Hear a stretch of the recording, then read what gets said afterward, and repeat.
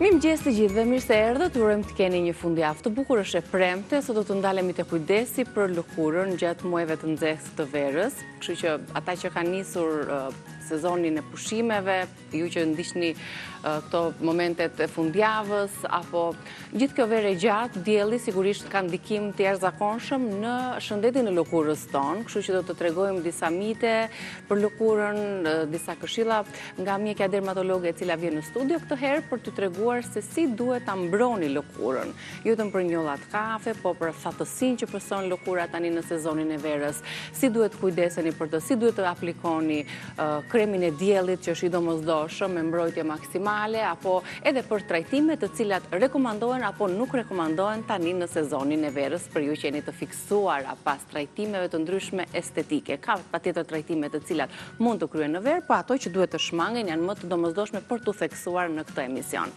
Ndërkohë, kemi dhe rubrikën sot bëje vet, pse jo, mund të përgatisim gjithmonë me produkte natyrale, një vaj nxirës, të gjithë duam atë ngjyrën e bukur, plot shkëlqim, një lëkurë të shëndetshme, kështu që kur përbërësit janë natyral, shëndeti i lëkurës është më optimal.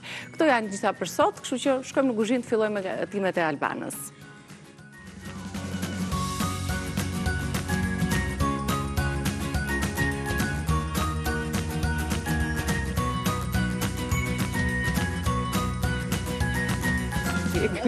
Mirëmëngjes, mirë se të gjeta.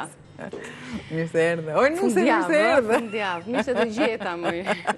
Vjerë, si të them. Ti vjerë do formë kështu, bje poshtë. Kjo bje poshtë ajo që kështu. Fakt është. Po edhe ajo më do shumë. E di këtë që. Jam thuaj, çfarë gatuajmë sot? Faktikisht, thash të bëj 2 gatime me sallam.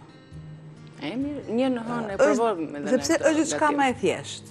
Pra nuk marr mishin, nuk e kam në ngrirje, nga ngrirja duhet ta lë aq orë derisa të shkrihet dhe jo në ambient, po duhet ta lë në frigorifer, nga frigoriferi më pas më binte pak si shumë. Edhe premte, tash le ti bie pak gjrave më kollaj dhe tash 2 gatime të tilla. Ke zgjedhur këtë produkt me emër të bukur Luziana nga tona. Që kështu Përdon, dhe bje o të hënën që përtoj, që është nga e djela, ose të premten që është e shumë e djelë. Në të premte, jemi kujdesur posaçërisht të sjellim shumë perime në tryez, edhe gatime supash, edhe kombinime të sezonale të perimeve, frutave. Kështu që ja lejojmë vetes disa gatime që janë më speciale për fundjavën. Ti shikojmë pak përbërësit se çfarë përmban receta përveç se një sallami të tillë siç është Luziana, tona nga tona me simbolin e cilësisë, siç shkruhet në paketim, ndërkohë së bashku i hedhim një sy se çfarë përmban tjetër kjo recetë përveç se këtij produkti, sigurisht do të ketë pak pudër në të për t'i dhënë edhe për t'ia theksuar shijen me suxhukun me patate dhe me perime të tjera në tigan. Ju duhen 4 suxhuk për 4 persona. 400 gram patate të vogla. Ju duhen 3 lugë gjelle vaj ulliri, 1 qepe prerë në 4 pjesë, 2 speca jeshil edhe të kuq për ngjyra dhe për shije, me ujë 60 ml, krip, piper i zi. Se atëherë qysh tek. Kemi gatuar recetën më? Urdhëro, e kaloj këtu. Dhe marë direkt përbërësit e tjerë shtesë që kemi lexuar dhe në recetën tonë. Pra si që shikni specat, qepët, patate të vogla, që janë 2 llojshe, këto me ngjyrë dhe të tjerat që janë ngjyrën e patates, dhe janë këto të kuqe, të vogla, të shumë të mira, shumë të shëndetshme, për sallatë e tjerë e tjerë. Tek patatet mund të vendosni ju çfarë të dëshironi. Sepse kemi një që është në ngjyrën që është patatja jonë. Patate mbetet. Kemi lejlan, edhe është në 3 ngjyra e kemi ne këtu. Në tigan shtoj pak, shumë pak yndyrë, sepse dihet që ka yndyrën e vetë sallami.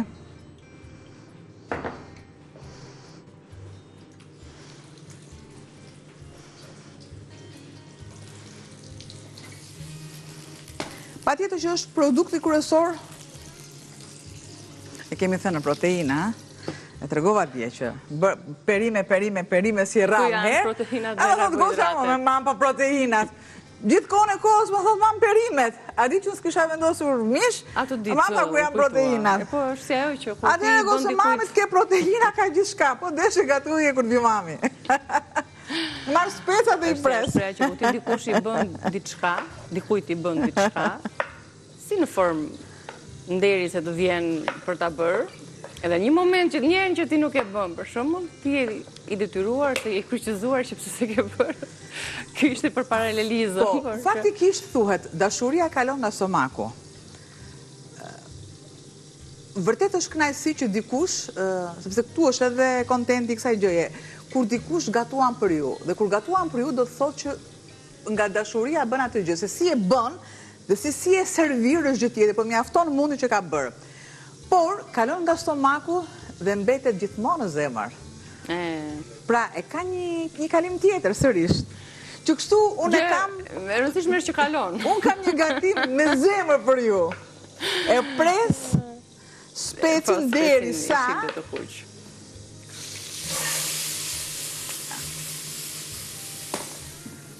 Deri sa të lëshoj aromat e vetare, si kurse të ndryshoj pak edhe ngjyrën, në? Dhe janë dhe dy këshilla shumë të vlefshme në raport me ne dhe gatimin. E para, mirë, ajo është legjend, është një mit që ekziston prej kohësh, por është dhe kjo tjetra që ne kemi përsëritur disa herë. Asnjëherë mos gatuaj dhe asnjëherë mos konsumo ushqimin kur je me nerva, kur je i mërzitur, kur je i trishtuar.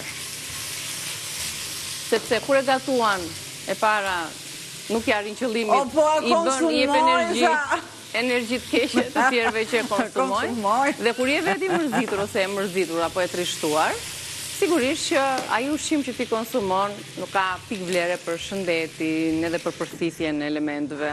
E kemi thënë këtë është me studim, nuk është se e themi ne. Atëherë, e thonjë studimet. Pjesë e parë, ka urdis, i skuq, për çaj ka urdis, skuq specat. Largoj specat dhe vendos patatet. Salamin. Po të që të shumë? Salamin se specat si ke skuqur akoma. Dhe dashuria kalon në stomak dhe mbetet në zemër. Edhe fjalët ngelen këtu dhe gjua thot të tjera. Ja që mbetet e perimet. Dhe në yndyrën që unë kam të salamit, normalisht kaloj të kem patatet. I pres edhe specat mesatarisht, as të mdhenj dhe as të vegjel. Ka që ndikur një këngë, as e madhe, as e vogël, më jetë çu prizonjare, urdhëro. Edhe këtë këtu, pres, deri sa zhurma fillon edhe mbytet në skuqjen e patateve, atëre kërkon që të bëjë edhe kaurdisjen, atë kthimin e patateve. Është lezetshme kjo receta, se është tip mezeje që shoqërojnë shumë mirë edhe këto ndeshjet e futbollit, me ndonjë gotë birr. Në orë të vona. Ka dy mënyra. Në tavë do ta vendosim apo këtu në? Po. Ose i marrim dhe i ziejmë patatet, dhe më pas i kalojmë në tavë, ose në të kundërt, i skuqim, shtoj. Qepët që i kam prerë, sërisht, ja.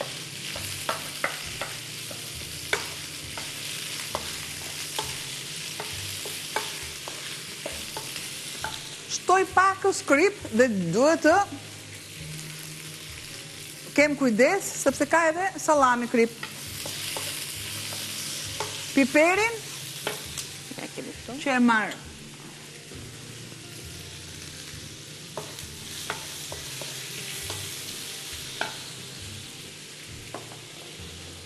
Pakës fare ujë.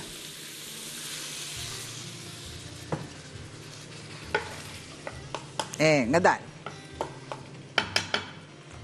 I vë sërisht kapakun dhe le të pres pak majdanoz. Okej, a një tuf këtu.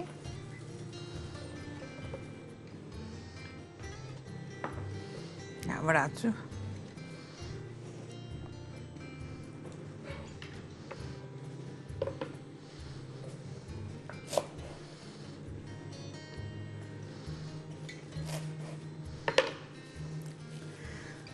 Dhe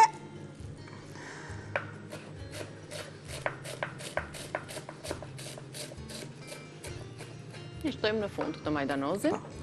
I lëm pak kohë tani të zbuten, si thua? Po, të kalojmë patjetër. pak në mesazhin ton promocional, një shkëputje shumë e shkurtër është kjo dhe vazhdojmë me punën në kuzhinën e Reze Dielli. Ja, s'ka shans. Erdhëm. Opa! Ishim duke folur për pushimet, në fakt. Për detin, Bregdetin, Jugun apo Shiko se zbutën? Malin. Ka një tendencë tani që njerëzit preferojnë shumë edhe zonat malore për pushime. Sështë? Apo më duket mua? Do preferoja shumë që atë... Çfarë janë në qytet, duan të shkojnë në zonat malore, dhe çfarë janë në zonat malore, duan të shkojnë në breg. Sepse ndodh gjithmonë ajo e kundërta që nuk kanë. Janë individuale për zgjedhjen e pushimeve, po unë personalisht në pëlqeja që pushimet i ndaja edhe në mal edhe në det. Po, gjë më e mirë, sepse fundja... Po çështja e gjithë java, gjithë 2 javë që kemi në pushim, të shullohemi në diell, Albana. Ka nevojë njeriu për ajër, për natyrë, edhe pula shullohen në diell, po ja që bëjnë vezë. Ku ta gjesh të shullohen në diell? Ku ta gjesh? Po, në realiteti nuk është e tillë, është vërtet. Do të ishim në diell, do bënin dhe vezë plot diell. Është për të qarë me llainka. Regjia, çfarë po më thosh? Shumë keq është. Po më thoshi diçka? Për notin, më duket ishte. Po. Korçarët, thot regjia, nuk din not. Po do na dëgjojnë, do na telefonojnë tani. Po që edhe unë që jam stërbes dursi nuk di not. Se s'është një gjë e madhe, ja. Ja, ku ke shembullin konkret. Herën e parë që mora bicikletën, ma mëson të i matë, herën e parë shkova dhe u rëdzova. Ja futa lugusave të shtëpisë edhe u rëdzova. Mora frikë edhe. Kurse, motra ime jepte bicikletës me atë me shalën, se bicikletat e meshkuj kanë pasur shalën në mes. Pra se si bëj si pikpyetje e vogël, as këmë nuk është korë da mama ja mësoj.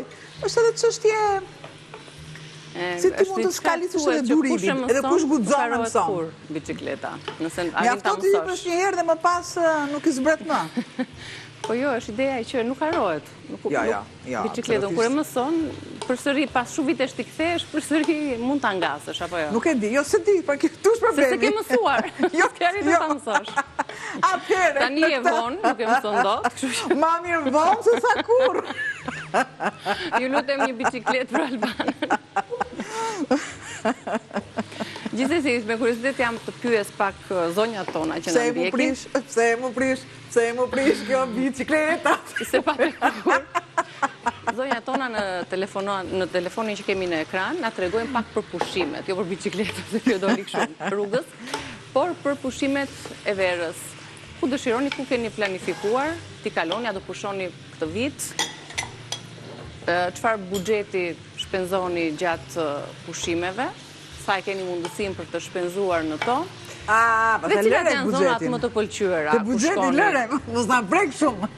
Sipas Jorganit shtrihen këmbët. Ku do shkojë një pensionist që ka nevojë të shkojë në Lixha? Pensionistët nuk shkojnë, i marrin fëmijët, nuk kanë mundësi pensionistët të bëjnë pushime. Jo të gjithë. Po ja varën pak fëmijët, i marrin të çojnë me pushime, shumë mirë do bëjnë. A shkojnë pak Majdanozun ku është kur tha që fëmijët edhe unë po shkoj pak Majdanoz. Shumë mirë, plot ngjyra. Edhe jam shumë në rregull me recetën. Pra, siç e pat, kalova në tigan me yndyrë sallamin. Largoj sallamin dhe shtoj patatet. Patatet që i kam për të vogla. Janë baby, mund të jenë si të dëshironi ju, por patjetër patatet e zakonshme, sidomos ato të kuksit janë ku janë. E dhe të kortës, janë. Janë. Më pas... Ka të tjera në vend të parë. Besoj se është për patatet. Më pas shtoj specin, që është e prerë, në kubik, majdanoz dhe me shumë dashuri e marrë dhe e kaloj. E kalojmë në tavë, ndërkohë unë mirëpres telefonuesen. Mirëmëngjes.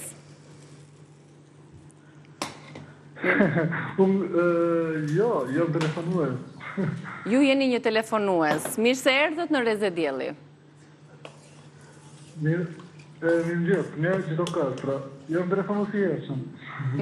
Mirëmëngjes Gjirokastra, më duket se ju jeni zotëria që mban shënim në blok. Sa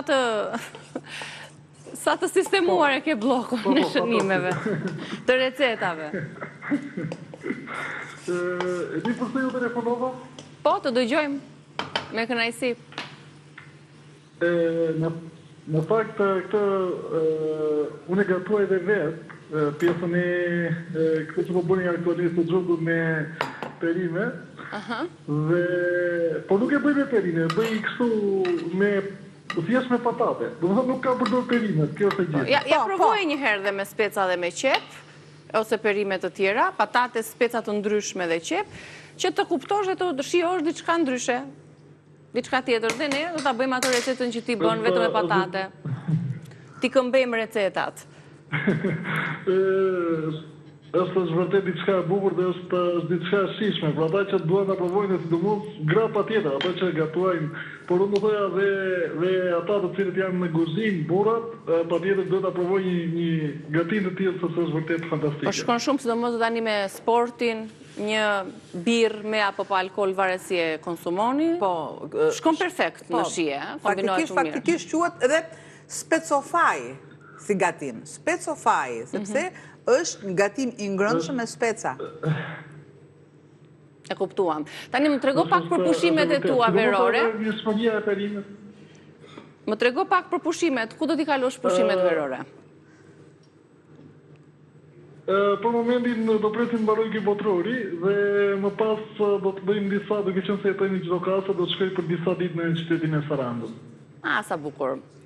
Gjithmonë është një zgjedhje shumë e këndshme në qytetin e Sarandës. T'ja kalosh sa më mirë dhe shumë faleminderit që na telefonove nga Gjirokastra. Përshëndetje Gjirokastra, faleminderit, ditë të mbarë. Përshëndetje. Ditë të mbarë. E marrë dhe vendos direkte në... Specifane mbaruam. E lezëm dhe një recetën, çfarë përmban ajo, përveç se suxhukut Luziana tona. Dhe do t'i shijojmë pastaj kur ti servirim në fund fare, ndërkohë bëhemi gati për një tjetër recetë. Suxhuk me patate dhe perime në tigan. 4 suxhuk, patate të vogla, vaj ulliri, qep të prerë në 4 pjesë, speca jeshil dhe të kuq, ujë, mos ngjiten perimet, dhe kri piperizi në fund fare, e spërkasni dhe e freskoni me një tufë majdanoz. Receta përfundon për 20 minuta, e vendosëm në furrë për të vazhduar procesin, ndërkohë ne kalojmë tek e dyta. Le të bëjmë një tavë dheu, shumë në rregull jam këtu. Tavë dheu me gjizë. Dhe sërish të mbaj këtë produktin kryesor. Vendos edhe një tenxhere të voçkël këtu për tavë dheu me gjizë, me qep, me... Kam qepët, normalisht edhe. Ja një mënyrë tjetër se si mund ta përfshim nëse kemi marrë të pakon me suxhuk. Po do ta konsumojmë. Lëm të presi. E dim shumë mirë që ka edhe një afat kohor që do të qëndrojnë në frigorifer. Dhe sa më shpejt ta përdorim është aq më mirë. Tani ajo është në bazë të dëshirës tuaj, se nuk merrni një masë madhe, merrni një qesë të vogël. Por kjo Luziana është e duhura faktikisht. Sërish le tiganin që të ngrohet.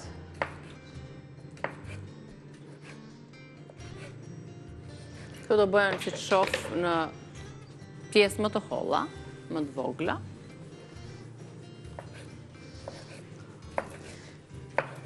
E dini shumë mirë që kur nuk është i freskët, fillon edhe ngjit pjesa e mbështjelljes. Lagështohet, ëh? Patjetër. Vishet me një ngjyrë të bardhë qesja. Jargavitjet. Kështu patjetër. Ka një shtres kështu. Duhet kemi kujdes. Kur nuk është i freskët dhe kur ne nuk kemi kujdesur, ta ruajmë siç duhet në frigorifer.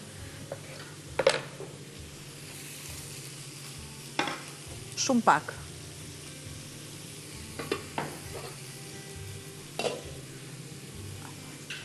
Dhe punoj në 2 fronte.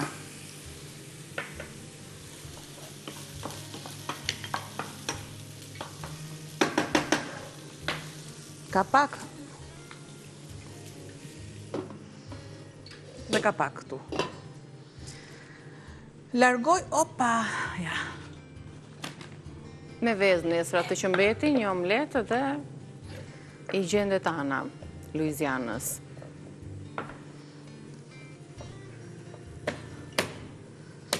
Hudrat dhe ndërkohë, sa bëhen gati dhe të coptohen hudrat në pjesë më të vogla, bashkë lexojmë përbërësit e tavës së dheut me salam, suxhuku Luiziana.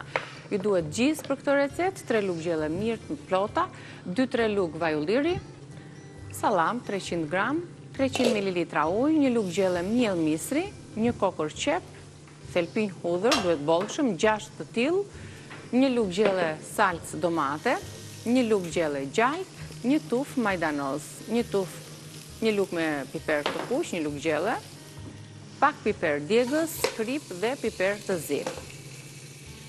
Po e gatuajmë pra tavën e dheut me salam. Marë. Mielin e misrit.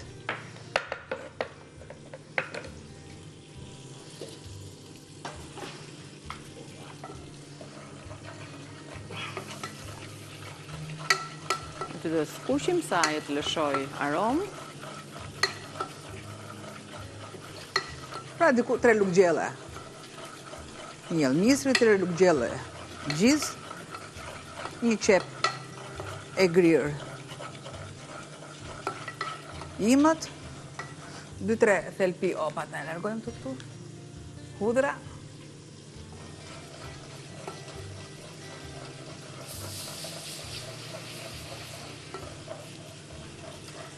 Thjesht, sa për të lidhur, gjizën që mos të kryoj atë ujnë për sipër.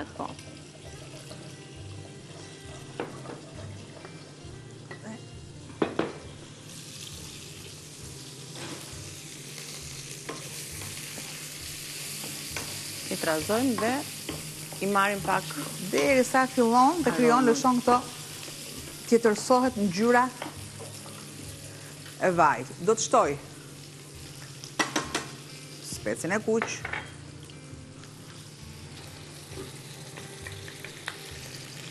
salcën dhe tashmë qepën. I largojmë këto tasa. I largoj.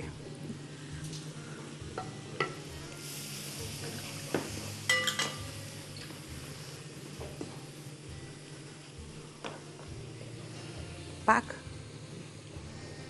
ujë.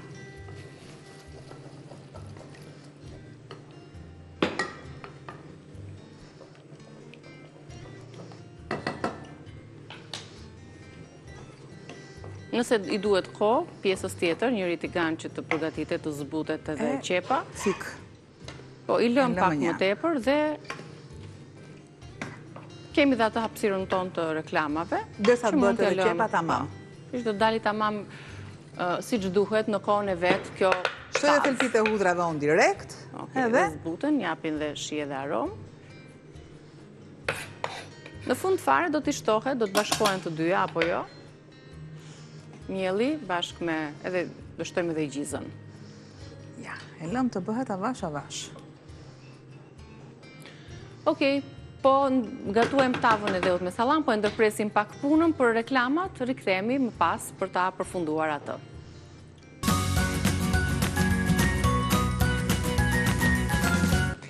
Mirë se erdhët në kuzhinën tonë, vazhdojmë të jemi këtu për të mbaruar me recetat që kemi nisur. Kemi përgatitur një tavë, e kemi ende në pjekje, vazhdojmë me tavën e dheut tjetrën. Pra këtu ku kalova mielin e misrit me yndyr, shtoj masën e gjizës.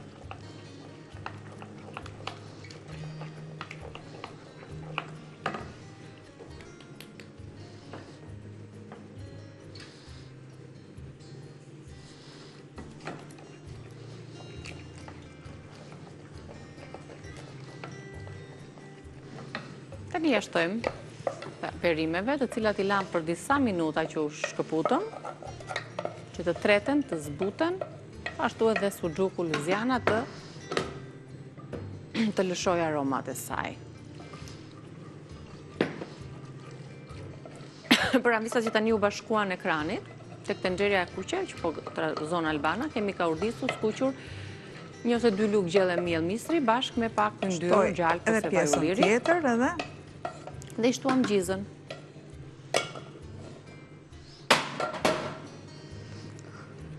Kam vendosur tavën në furrë, të lutem Niki. Mund ta sjellim, ndërkohë është gati, se pak minuta i duheshe për tu pjekur. Ja, do e sjellim tek ju, ta parë të përfunduar, specifajn, ose me një gati me speca dhe suxhuk, patate, qep, majdanoz, erza të tjera. Ka dalë shumë e mirë dhe vjen një aromë fantastike. Mund t'i bësh një përzierje, që pjesa e sipërme të përzihet bashkë me tjetrën. Do të shtoj edhe majdanozin këtu. Majdanozi është... Pra, majdanozin të tava e dheut është opcionale, pse në përgjithësi nuk është shtuar. Në përgjithësi. Të lutem, më merr pak edhe tavën poshtë që kam vendosur që të nxehet. Për tavën e dheut, gjithmonë një tavë e nxehtë që të ketë të njëjtën temperaturë me tiganin.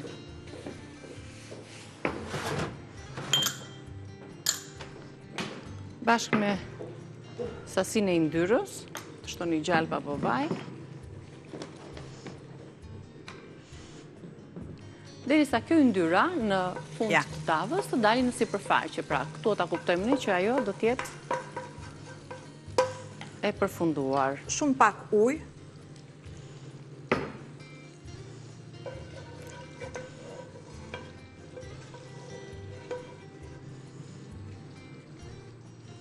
E lëmë edhe për disa minuta të tjera në furrë që të piqet. Dhe siç themi ne, me ta ngjyrë direkt të ishte speciale. Po e marrim ta vendosur furrë. Do ta sjell përsëri pas disa minutash sa të përthithen pak lëngjet.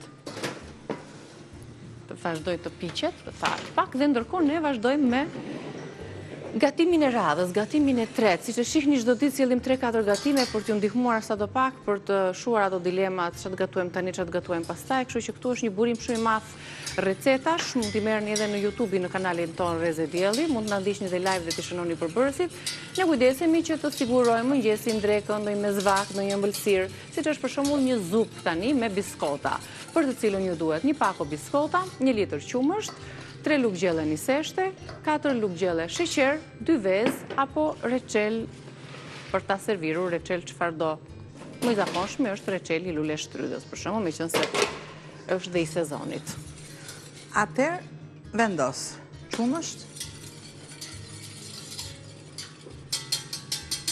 dhe masën e sheqerit.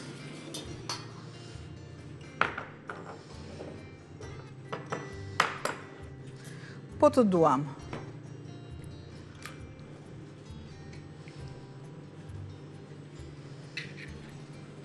2 vezë të plota, ose në të kundërt, shtoj vetëm 2 të verdha.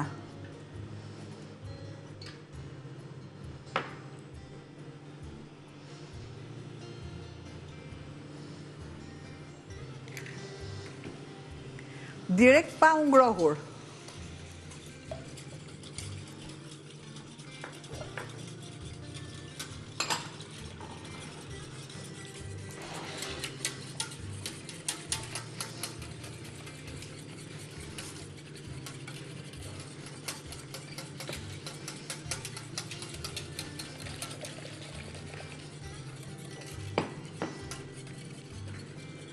Shtoj masën e niseshtes.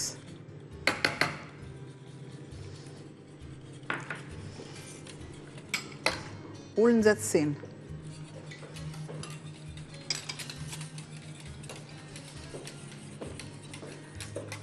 Në vatrën e nxehtë.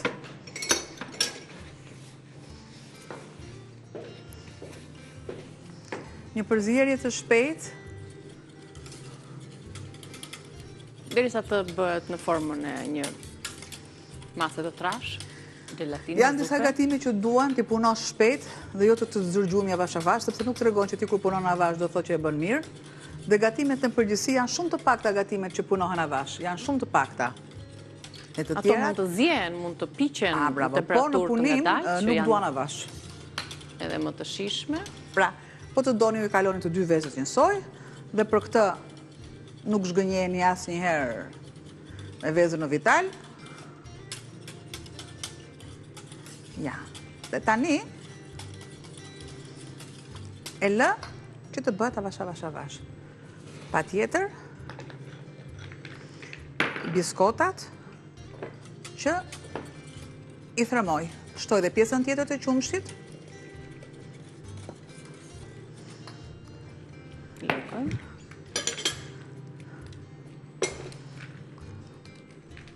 Pastaj vendosim në gota individuale apo në një enë të përbashkët.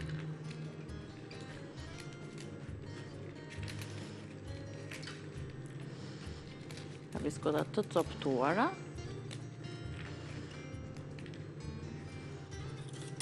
Në trazojmë se ai qumshti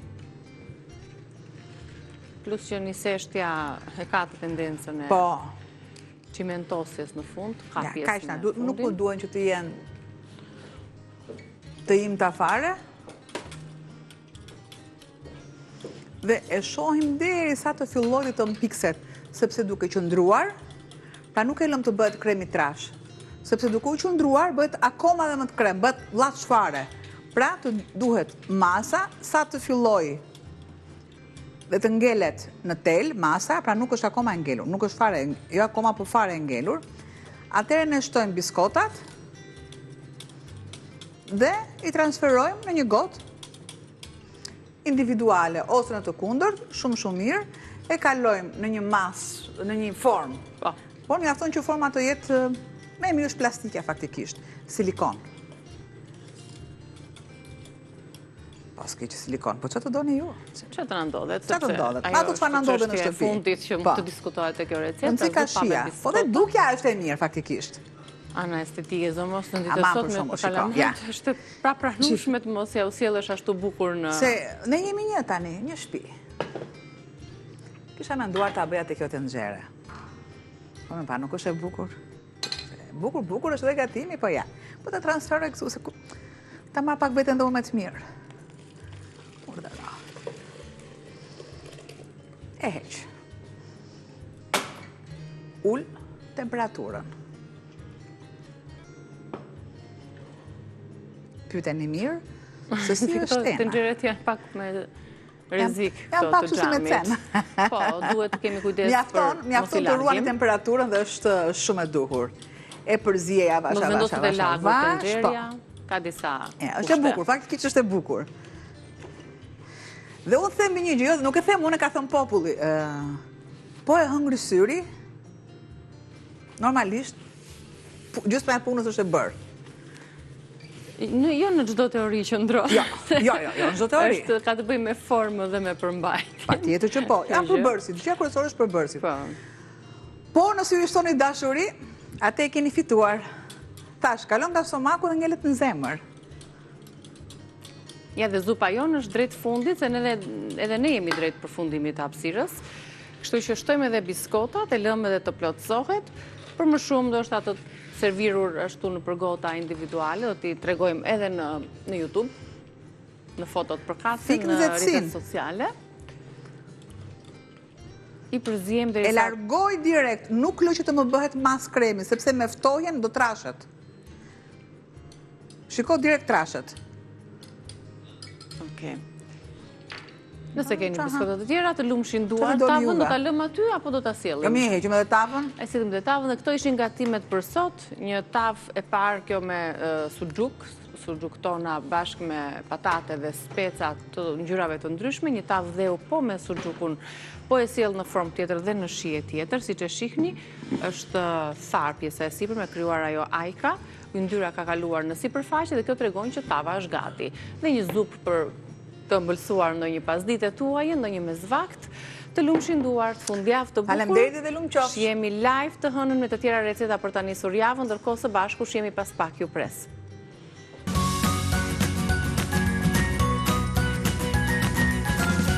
Boje vetë, mirë se erdhët, jemi me Stelën. për gjithmonë për kujdesin e trupit, lëkurës me metoda natyrale. Mirë se erdhe Stella, kënaqësi që je këtu. Gjithmonë dhe për mua një kënaqësi. Niki, nëse më lejon, dua të bëj një urim të veçantë sot për provimin e minimaturës. Edhe goca ime urit ka provimin edhe uroj me gjithë zemër suksese, sepse kalojnë nga jo momenti të vegjël në të rritur edhe kanë emocione, por që çdo gjë do vete mirë edhe ju përqafoj të gjithëve. Shumë suksese, shumë urime harmonisë tënde dhe shumë suksese dhe shumë urime të gjithë nxënësve minimaturantëve që sot testohen, janë në këto çaste duke dhënë provimin e minimaturës, janë me ato dritërim më shumë emocione ka mund se sa prindrit, patjetër gjithmonë. Shumë suksese, dalshit faqe bardhë. Faleminderit shumë goja. Si të është të kesh në fakt këtë shkëputjen nga 9-vjeçar vajzën? Po se di tani, se di, ata kanë ndryshuar që nuk është e ndryshuar me buton që bën provimin dhe ndryshuan, po ka kohë që ka ndryshuar, është me rritur, i merr ato përgjegjësit vet, do të thënë janë disa gjëra që edhe i shijon se thua që wow, kam një shoqe në krah ose në rastin e një djali kam një shok, por që është edhe ajo që nuk të puth më, nuk të lejon më të rish afër. Të vjen keq? Po, sigurisht më vjen keq, se unë jam dhe një çik kështu, e ngjitur, edhe thot mami, u rita tani, mos më me këto puthjet, por që mendoj që prindi nuk del asnjëherë në pension, edhe do jem gjithkohës mbrapa gocës. Edhe ajo gjithmonë e vogla, e vogla ime. Gjithë nënave. Bukur, fillojmë tani me përgatitjen e i lëm këto emocionet e prindërimit edhe fillojmë pak me bukurinë që edhe ajo ka rëndësinë e vet, si gjithmonë, dhe sa më shumë t'i kushtojmë vetes rëndësi, aq më shumë i kënaqim edhe pjesëtarët e familjes, kolegët, veten, të gjithë. Kështu që shpërndajmë mirësi dhe dritë. Kështu që fillojmë pa humbur kohë, kam dëshirë të tregoj këtë të parë, Niki, se shpresojmë që të na jap edhe rezultat që të ngrij maska dhe të duket edhe për mikesha ta kuptojnë më mirë. Atëherë, për këtë maskë që ne do bëjmë për rrethët e syve, na duhet vetëm majdanoz, kastravec, aloe vera dhe pak nisë shtë. Që ta trashit. Po ta shikosh janë të trejat jeshile. Ajo jeshilja që na mbizotron tani pafund. I kemi produkte në shtëpi, i shijojmë çdo ditë, pse jo mos i përdorim dhe për fytyrën. E të mendosh që majdanozi është në shumicë në këtë maskë, në këtë recetë, duke qenë se është një bombë me vitaminën C, edhe do t'japi rrafëve tonë, jo vetëm do t'i ushqej. Shkëlqim, elasticitet, do t'i ushqej poshtë syve qeskat. Tani kastravecin s'ka nevojë të themi të sqarojmë, sepse sa herë ndihemi të lodhura, 2 feta kastravec që i vendosim në sy, edhe duket sikur kemi fjetur gjumja 4-5 orë. Kështu që pa humbur kohë, Niki, unë më duhet pak mikseri, kështu që do marr pak aloe vera, atëherë këtë kastravecin e presim në feta, që ta kemi më kollaj për ta grirë. Motoja e kësaj hapësire është vendosim në lëkurë, në fytyrë, gjithçka që ne mund ta konsumojmë. Kështu që të gjitha produktet që ju shihni janë produkte të cilat ne mund t'i vendosim pa problem në lëkurë. Vendose këtu, Niki. Majdanozin mund ta ndihmojmë. Okej. Ja ke marrë dorën ti me kuzhinën këtu, kështu që je kalojmë pak në po të desh vendosë dhe këtë tjetër, se mirë i bë. Po marrë edhe aloe vera. Do shvendosë Stella pak më tutje, ku kemi vendosur në prizë grirësen tonë, në të cilën do të grim në blender pra aloe verën. Gjel aloe vera, shifeni se sa po e kemi këputur. Nuk shkëputet. Lulja jo në aloe vera. Okej, marrim majdanozin. Edhe grim në fillim to të dyja.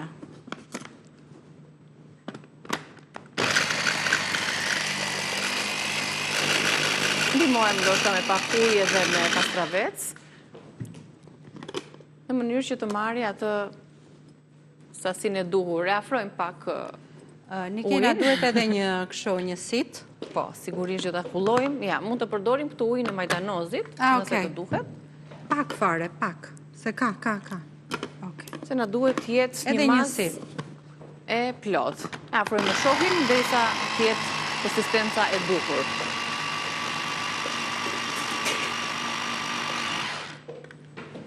Perfekt. Ja, po edhim dhe këtë të fundit. Edhe erdha direkt e ty. Si kemi shtuar ende miseshten, ajo më pas duke i shtuar miseshten fillon dhe trashet, bëhet si një pelte, themine. Pa. Si ai pekmezi që përgatitet. Ja ku është. Do ta përzim ndoshta në tas, këtu.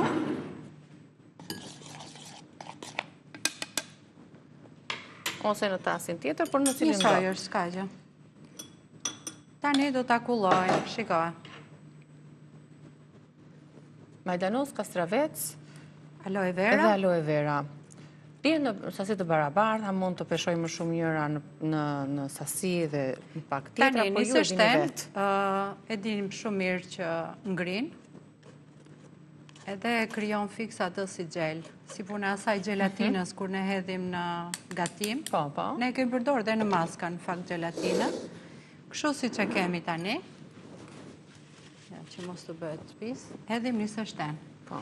Një sështen do të hedhim sa lëng kemi. Mjaftueshëm ndoshta, i trazojmë. Tani kjo ndoshta është sasi e madhe, po ne e hapim këtu. Po, ashtu duhet në Se na fakt. duhet që të jetë tamam si pekmezi, mirë ja u kujtojmë për të krijuar ato imazhin e përzierjes, dhe më pasi të jetë e ngrirë, ne e presim në format e gjysmë hënave për poshtë syve. Edhe si gjithmonë do t'i lëm 15-20 minuta. Megjithëse ajo kuptohet shumë mirë kur fillon edhe thahet. Edhe lëkura e ka marrë atë vitaminat e duhura që duheshin. Hidratimin, shkëlqimin, edhe padyshim zbehjen e rrafëve të zeza. Në markete ose në dyqane kemi plot këto strishat, iPad që i vendosim në sy, por që kjo është edhe ekonomike, edhe natyrale. Mund të hapim kështu si që është. Okej, ja. Nga një seshtja, kjo do të dali më pas si... Po. Kjo tani do ngri. Tani gjatë kësaj kohe që ne do sqarojmë për maskën tjetër, shpresojmë që kjo të ngri edhe do duket edhe më mirë që ta shikoj zonja. Do ta presi me dorë më pas ose me kjo do pritet me thik në fillim ose me gjysmë gote dhe pastaj e ndaj me thik edhe krijohet ajo gjysmë hëne e cila vendoset më pas në rrafët e syve. Mund të bëni pak më të trash, mund të shtoni më shumë majdanos, më shumë kastravec. Jo, mendoj që është mjaftueshëm, sepse më shumë se një javë kjo nuk është se... I mban dhe në frigorifer dhe i përdor çdo ditë. E mira është që sidomos maskat poshtë syve duhet të jenë në frigorifer, duhet të jenë të ftohta. Se ajo ëndja dihet që me pak të ftohtë edhe ul atë ëndjen e syve nga lodhja. Okej. Kjo ishte për rrafët poshtë syve, një maskë jeshile, një përzierje natyrale, për t'i dhënë shkëlqim, hidratim edhe zbehjen e rrafëve të zi. Tani, gjëja që duhet të na bëj bashkë të gjithëve është ngjyra e bukur e plazhit. Nuk kam bërë asnjë ditë plazh. Unë personalisht. Dhe ke marrë pak fare ngjyrë. Do shikosh mua tani që kam marrë më shumë se ty ngjyrë. Edhe unë nuk kam bërë plazh fare. Po si e nxirr ti? Po pra, si e nxirron. Ju e dini shumë mirë që unë nuk përdor këto kimikatet absolutisht. Në diell e kam 100% të ndaluar, sidomos mbas radioterapisë që kam bërë. Kështu që nuk është vetëm për mua, është për të gjitha ne, rrezet e diellit janë shumë të forta. Sidomos me moshën, më duket sikur plaket më shumë fytyra. Kështu që në një eveniment, në një darkë që kemi familjare, edhe duan të duken ato këmbë të bukura, të nxira, përdorim disa produkte që nuk janë mbrojtës nga dielli, duhet ta sqarojmë, nuk përdoren për kur vemi në plazh dhe duhet jemi shumë të kujdesme sepse këto lëshojnë pak shenjtë e rrobat. Kështu që ne duhet ta lëm pak kohë që të ta thithë lëkura, edhe të lyhemi sa më pak, sepse po i sqarojmë ingredientët që do përdorim. Pra do të përgatisim një nxirës natyral për trupin. Dhe kemi kakao, kemi vajin e kokosit, opsionale mund të përdorim dhe kafe ose dhe vaj ulliri. Tani, me këtë vajin e ullirit duhet jemi shumë të kujdesme në një fest familjare para dite, absolutisht se na lë dhe njolla. Unë jam më shumë të vaj kokosit, sepse ka dhe atë SPF 5% edhe na mbron pak nga dielli, Kakao është me butë se kafe, por ajo ta vendosin vetë si duan të nxjerrin. Kështu që do ishte më pak e rrezikshme për rrobat, për njollat që mund të lërë. Kurse vaj kokosit nuk lë as shenjë, përthiset më mirë nga lëkura. Ka dhe përqindje uji, kështu që nuk është vetëm 100% vajor. Ja ku jemi, do bëjmë pak atëre. Do hedhim kakao. Ja ta hap kështu këtë. Do hedhim një lug të vogël vaj kokosi, edhe një lug të vogël vaj ulliri.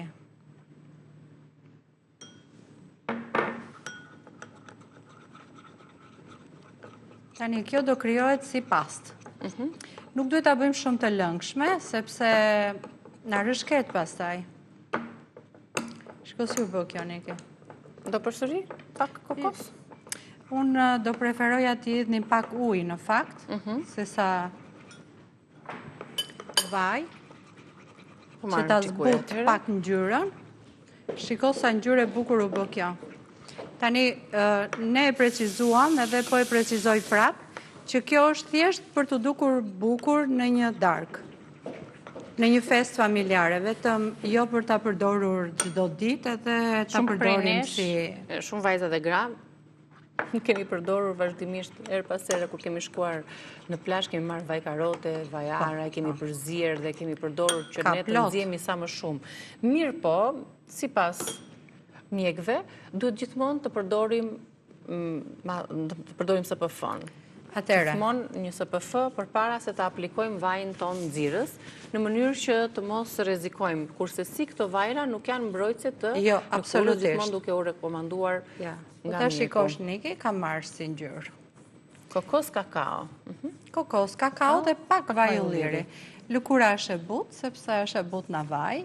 Kakao sigurisht që dhe na ushqen atë lëkurën, jep këtë ngjyrën. Shiko, jam pak me nxirë. Vjen dhe një aromë me letë kakaoje. Si ato kremat bashkë me kokosin. Buro kakao, me gjallë kakao. Tani, kur të përgatitet, do të përgatitet një masë goxha më e madhe, që do të aplikohet në... Sigurisht. Do t'ju lutesha zonjave ta bëjnë sa më të lëngshme, që mos të ngjitet shumë, dhe kur ta aplikojnë pastaj me një furçë do ishte më mirë, dhe me një karpecet ose një peshqir, të thithin atë pjesën e tepërt, që mos në bëhen këto veshje të robat pis. Qartë. Ose mund të mbulohen pastaj dhe bryllat, apo këto të duarve. Këto, se mos ngelen shenja. Jo, nuk ngelen shenja, sepse kjo, jo, është shumë natyrale. Nga njerë ngelen shenja me atë kremin autobronzant që ka në tregje, sepse ai nuk e shikon kur e lye. Për fytyrën mund të aplikohet në fytyrë, apo mund të përdoret? Tani, unë një truk që do të regoja për fytyrën, këtë zakonisht e përdor për të dhënë më shumë jetë mollzave. Sepse bëhet tamam si një kështu, një ta tregon mollzat më të theksuara, mos përdorësh atë blashin, bronzantin, e kupton?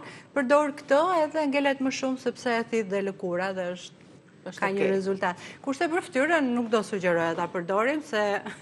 Tu ka filluar që të mpikset masa e maskës tjetër, që bë me kastravec majdanose dhe aloe vera, kur kjo thahet, mund ta bëni një shtresë pak më të trash, kur kjo thahet më pas do të prihet kështu, se ato krepat që ne kemi vendosur të pjekura, do t'i vendosni një gotë për t'i dhënë formën e gjysmëhënës dhe më pas në poshtyve, në gjendje. Ne kemi luksin se përveç se shpjegojmë maskat edhe i tregojmë, ne i provojmë bas emisionit, kështu që një rrugë e dy punë. Një rrugë e dy punë. Mirë, të dyja do t'i gjeni në të përsëritura, do t'i jenë me video përkatëse në kanalin tonë në YouTube, Reze Dielli, aty i gjejmë edhe rubrikat e tjera, edhe përgatitet e tjera në rubrikën tonë Bëje Vetë, që vjen her pasere. Do kisha dëshirë që her pasere të na sugjerojnë dhe ndonjë ide ose çfarë kanë dëshirë që ne të tregojmë, të demonstrojmë. Shumë zonja më pyesin, sidomos një nga problematikat është këto njollat e kafe tani në verë, kështu që ne munduar sa do pak që... Të cilat duan mbrojtje. Po, duan mbrojtje dhe të jemi pak me ato këshilla tona dhe themi gjithmonë që nuk ka rezultat të menjëhershëm. Absolutisht. Rezultati është shumë i ngadalë, por që ngelet. Bukur. Pikërisht për të vazhduar këtë idenë e mbrojtjes së lëkurës, fytyrës, po edhe të trupit, aq më tepër tani që gjithë ky organi i madh i trupit tonë është më i ekspozuar ndaj rrezeve të diellit, vjen më pas dermatologja jon Irena Savo për të na treguar diçka më tepër rreth këtij kujdesi në mënyrë profesionale, se si duhet le themi reagojmë ne ndaj djegjeve apo si janë këto trajtimet tani në verë të lejueshme apo të palejueshme, për ato që zgjedhin të bëjnë trajtime të ndryshme estetike në fytyrën e tyre apo në trupin e tyre dhe aq më tepër për të mbrojtur kryesisht tek nishanët, që është një kujdes më special. Ju pres pas pak në këtë bisedë. Faleminderit Stella. Faleminderit juve.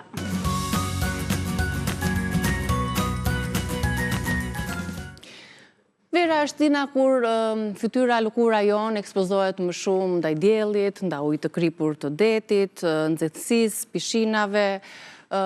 Çdo verë është e nevojshme të marrim këshilla nga mjek, dermatolog, të cilët na udhëzojnë se si duhet të ruajmë lëkurën tonë, çfarë është fotoplakja, pse krijohen njollat, si krijohen, si t'i mbrojmë ato, si t'i luftojmë, dhe padyshim si të kujdesemi, cila është rutina e dur ideale e të gjithave neve tani në sezonin e verës.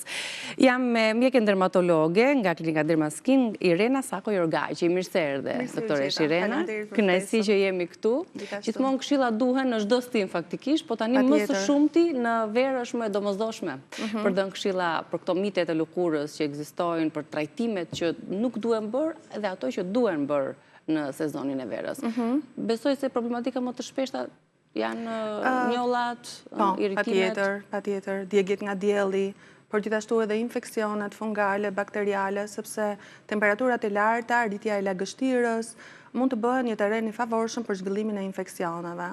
Ndërkohë, siç e thatë edhe ju, vera duke qenë një stin me ndryshime atmosferike, por edhe me ekspozim më të madh të lëkurës, sigurisht që lëkura duke qenë organi më i ekspozuar i trupit, do të ketë ndryshimet e veta, prandaj edhe ne duhet të tregojmë një kujdes të veçantë gjatë kësaj stine për kujdesjen e lëkurës. Çfarë i ndodh lëkurës tani në verë? Pra, përveç tharjes, sepse edhe duhet hidratimi së pari vjen themin nga brenda. Duhet të konsumojmë më tepër lëngje ujë për ta mbajtur lëkurën, sepse është ajo që tregon shëndetin tonë së brendshëm rreth parë, organi më i madh. Por nga ana tjetër, tendenca për njollat kafe e shohim kudo. Si krijohen këto njolla dhe si t'i mbrojmë? Pra, sigurisht, siç thatë edhe juve, pikë së pari problemet fillojnë që nga pjesa e hidratimit, që sigurisht duhet të jetë dhe të ofrohet nëpërmjet kujdesit të gjithë organizmit, nëpërmjet konsumimit të lëngjeve, por njëkohësisht edhe nëpërmjet hidratimit lokal të lëkurës, nëpërmjet aplikimit të serumeve apo kremrave. Ndryshimi është që gjatë verës është mirë të përdorim hidratues, të cilët na ofrojnë patjetër një nivel hidratimi të lëkurës, por që i kanë një formë më të lehtë. Pra, nuk përdorim hidratues janë aq të rëndë, ose pastoz, ose me teksturë më të trash, sikundër përdorim zakonisht gjatë dimrit. Dhe nga që më përmendet edhe mitet, një nga mitet e shpeshta që dëgjojmë kur vin pacient thotë tani gjatë verës nuk e përdor kremin hidratues. Përdor vetëm kremin e diellit dhe jam në rregull. Sepse ka vetë kremi i diellit hidratues. Sidomos lëkurat e yndyrshme gjithmonë ngatrojnë të gjë. Mendojnë që duke qenë që kanë yndyrë, nuk ka nevojë për hidratues dhe vendosin kremrin e diellit. Por hidratuesi është shumë i rëndësishëm për të përforcuar barierën mbrojtëse të lëkurës. Dhe një lëkurë që nuk është e hidratuar dhe një barierë të çrregullt, sigurisht që është edhe më sensitive, është edhe më e prekshme ndaj rrezatimit diellor dhe ndryshimeve të tjera, ujit me krim të ndet, edhe ndaj tharjes. Kështu që një lëkurë me filtr me barierë të çrregulluar, përsëri ka nevojë për hidratim. Është më e prirur, qoftë edhe për njollat. Pra, një gjë kaq e thjeshtë hidratimi të mbron dhe për njollat. Absolutisht. Por miti tjetër është që ka persona që thonë që kam lëkurë të errët, ndaj nuk kam nevojë për SPF-n, për mbrojtjen. Edhe ky është një mendim i gabuar dhe dëgjoj dhe unë shpesh.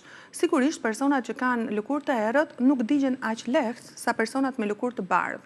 Por dhe ato mund të digjet dhe sigurisht që dhe nëse nuk arrin në stadin e djegjes, ndryshimet e ADN-s qelizore nëpërmjet rrezatimit diellor, të cilat rrisin riskun për kancer të lëkurës, dëmtojnë fibrat e kolagenit dhe na japin plakje të lëkurës, krijojnë njolla kafe. Për shembull, lëkurat e errta kanë risk më të lartë se lëkurat e bardha për të krijuar melazmën apo njollat kafe. Prandaj, mbrojtja nga dielli është shumë e rëndësishme edhe në këto raste. Le të shmanget asnjëherë kremi i cili vendoset vendoset çdo 2 orë, kemi dëgjuar apo jo? Po, nëse jemi të ekspozuar në diell, do vendoset çdo 2 orë. Pastaj një person që është në zyrë, mund ta vendosi në mëngjes dhe mund ta vendosi edhe gjysmë ore para se të largohet nga puna. Pasi oraret e daljes nga puna janë gjithashtu orare me një intensitet të lartë të rrezatimit diellor. A mbron grimi, fondatina nga rrezet e diellit, një tjetër mit ky dhe a mund të aplikohet SPF-ja mbi grim, mbi fondatinën? Po. Atëre, shumica e make-upeve tani kanë filtr mbrojtës, që është diku 20, 25, 30. Por, mënyra se si ne vendosi make-upin, ajo nuk është një sasi e mjaftueshme për të qenë vërtet një filtr i tillë mbrojtës për lëkurën. Kështu që ideale do të ishte në mëngjes të vendosej hidratuesi, kremi i diellit, për të mos folur edhe për serumin me vitaminën C, që ndoshta e përmendim më vonë. Pra, hidratuesi, kremi i diellit dhe pastaj make-upi. Në qoftë se një person është me make-up edhe është në lëvizje, do duhet ta riaplikoj patjetër, po mund ta vendosi një SPF mbi make-upin, sepse nuk është mjaftueshëm. Po ka forma të ndryshme të make-upit. Po. Pra, do ishte e pasigurt në qoftë se do rinte me make-up, duke menduar që tani jam në rregull dhe pas 3 orësh, 4, 5 dhe 6. Ndërkohë që gjatë ditës mund të riaplikoj, për shembull mund të marri pudër me SPF 50, ka produkte farmaceutike që janë të aprovuara dhe të vërtetuara që ofrojnë një mbrojtje të tillë. Mund të përdorin spray, ekzistojnë spray me filtr mbrojtës 30 deri 50, i cili është shumë praktik për t'u aplikuar, po njëkohësisht edhe kremin e zakonshëm që mund të aplikojnë me tamponim. Me tamponim. Në këtë mënyrë mbrojtja është maksimale për rrudhat, duke qenë se themi gjithmonë dielli të rrudh. Po, patjetër. Si ndodh fotoplakja? Mendohet që nga agjendët që rrisin le të themi evolucionin, shpejtësinë me cilën e plakemi, është patjetër ekspozimi në diell. Sepse ekspozimi në diell shkakton radikale të lira, stres oksidativ, po njëkohësisht arrin të dëmtoj edhe fibrat e kolagenit dhe të elastinës, duke na dhënë shfaqjen e rrudhave, po njëkohësisht të njollave, humbjen e shkëlqimit të lëkurës dhe të gjitha shenjat e plakjes. Një nga problematikat me cilat hasemi në ditët e sotme është se kremrat, qoftë ato me faktor mbrojtës, kanë përbërës kimik. Po. Kështu që sa e rëndësishme është të zgjedhim kremrat të cilët janë me përbërës jo kimik, por fizik, dhe sa na mbrojnë realisht në të dy anët. Po. Atëre, qoftë kremrat me filtra kimik edhe ata me filtra fizik, janë të aprovuar për të përdorur në mënyrë të sigurt në lëkurë. Mendoj që do ta quaja deri diku mit, sepse nuk është i provuar nga evidenca shkencore që kremi i diellit ka përbërës kancerogen ose shkakton kancer të lëkurës, sepse kjo ka ekzistuar dhe kemi hasur shumë në rrjetet sociale. Pra, kjo ideja të mos lyhemi me krem dielli sepse ka përbërës kancerogen. Nuk ka asnjë evidencë mjekësore, shkencore që të provojë këtë gjë. Përkundrazi, ka evidenca të shumta shkencore dhe nuk ka më dyshime që ekspozimi i pambrojtur në diell rrit riskun për kancer lëkure, deri dhe në melanom, që është një kancer fatal me një prognozë shumë të keqe. Kështu që zgjedhja e një produkti me filtra fizik ose kimik është edhe në përshtatje me tipin e lëkurës. Filtrat fizik zakonisht krijojnë një barierë mbrojtëse që funksionon me njëherë pas vendosjes dhe janë më të përshtatshëm për lëkurat sensitive, për fëmijët, moshat e vogla. Ndërkohë që kremrat me fizik kimike kanë një teksturë më të lehtë dhe për këtë arsye janë më lehtë më komod dhe më lehtë të aplikueshëm. A mund të përdoren kremat e një viti më parë, pra mbaroj vera? Jo, absolutisht që jo. As kremat e trupit, as kremat e fytyrës. Çdo krem shënon në kuti për sa muaj, po zakonisht do ishte e sigurt një përdorim deri në 6 deri në 9 muaj, jo më shumë. Sepse disa kremra kanë përdorimin deri në 12 muaj dhe njerëzit i përdorin, i riaplikojnë. Po. Në qoftë se shkruan në ambalazh që mund përdoret deri në 12 muaj, atëherë janë bërë teste që mund përdoren deri në 12 muaj. Megjithatë do preferoja jo më shumë se 9 muaj. Qartë. Kur themi të aplikojmë kremin në sasi të konsiderueshme në mënyrë që të na mbrojë sa më mirë fytyrën, sa është sasia? Sasia për një mbrojtje të sigurt të fytyrës është rreth 1 lugë çaji. Domethënë është sasi e madhe, besoj që shumë pak njerëz e bëjnë. Dhe besoj që gjithmonë është pak më pak, kështu që për të qenë më të sigurt, riaplikimi do ishte një mënyrë se si ne ta kompensojmë këtë gjë. Është qartë. Tani në verë, mund të tregoni se cila është rutina ideale? Si do të nisi dita jonë, rutina për lëkurën, si do të kujdesemi për të, që te kremrat, larja, pastrimi e me radhë, si do të jetë pastrimi, se është shumë rëndësishëm pas dite me gjithar të ndotur.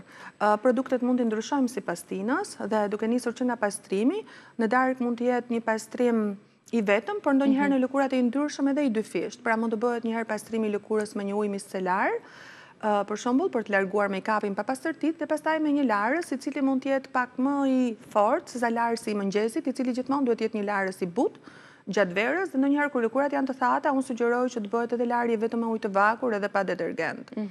Mëngjesi do të ishte shumë mirë të nisej me aplikimin e një serumi që ka antioksidant. Më njohuri është vitamina C, po.